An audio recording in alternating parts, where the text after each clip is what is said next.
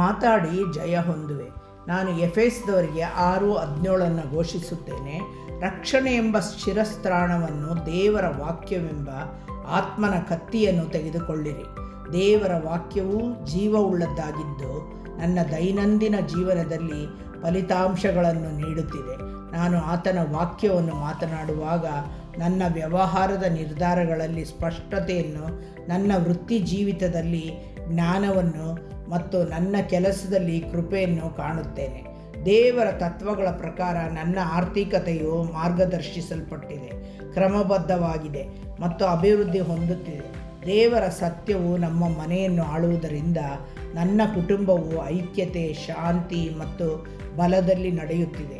ನನ್ನ ಕೆಲಸದ ಮೇಲೆ ಜೀವನವನ್ನು, ನನ್ನ ನಿರ್ಧಾರಗಳ ಮೇಲೆ ಮಾರ್ಗದರ್ಶನವನ್ನು, ಸ್ಥಿರತೆಯನ್ನು ಘೋಷಿಸುತ್ತೇನೆ.